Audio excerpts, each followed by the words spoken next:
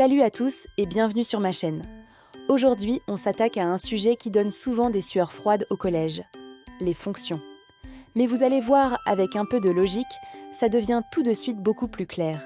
Pour vous le prouver, je vous propose une petite énigme qu'on va résoudre ensemble. L'objectif, c'est de vraiment comprendre ce qu'est une fonction et comment elle fonctionne. Allez, c'est parti! Imaginez une machine un peu mystérieuse. Vous lui donnez un nombre, elle fait un calcul secret à l'intérieur et elle vous sort un nouveau nombre. On ne sait pas grand-chose sur cette machine, sauf deux exemples. Si on met le nombre 2 dedans, il en ressort le nombre 5. Et si on y met le nombre 5, la machine nous donne 11.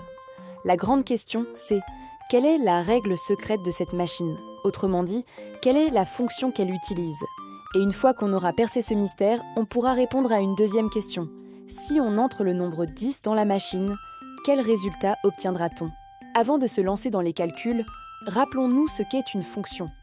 C'est tout simplement une règle de calcul qui, pour n'importe quel nombre de départ, donne toujours un seul et unique résultat. Notre machine applique donc systématiquement la même opération, que ce soit sur 2, 5 ou n'importe quel autre nombre. Notre mission, c'est de trouver cette règle qui transforme 2 en 5 et qui, en même temps, transforme 5 en 11. Regardons de plus près. Pour passer de 2 à 5, on pourrait penser qu'on ajoute 3. Mais si c'était le cas, alors en partant de 5, on devrait obtenir 5 plus 3, c'est-à-dire 8, et non 11. Donc la règle n'est pas simplement d'ajouter un nombre. L'écart entre le nombre de départ et le résultat change. Ça, c'est un indice super important. Ça nous suggère que la machine fait peut-être une opération plus complexe, comme une multiplication suivie d'une addition. Essayons cette piste. Comment passer de 2 à 5 en utilisant une multiplication? On pourrait multiplier par 2. 2 fois 2, ça fait 4. Pour arriver à 5, il manque juste 1. Donc, la règle pourrait être « je multiplie le nombre par 2, puis j'ajoute 1 ». Vérifions si cette règle marche pour notre deuxième exemple.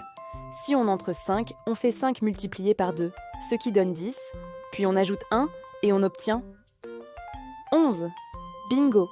Ça fonctionne pour les deux cas. On a trouvé la règle secrète de notre machine.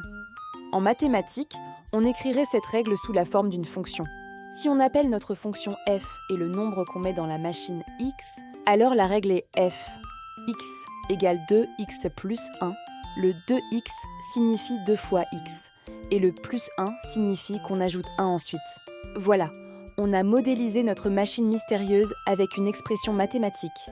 Maintenant qu'on a la clé de l'énigme, on peut facilement répondre à la deuxième question. Quel sera le résultat si on entre le nombre 10? C'est simple, on applique notre super formule. On remplace x par 10. On fait donc 2 multiplié par 10, ce qui fait 20. Puis on ajoute 1 et on obtient 21. La machine sortira donc le nombre 21.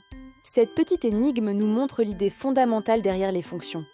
Une fonction, c'est juste une machine à calculer qui applique toujours la même recette.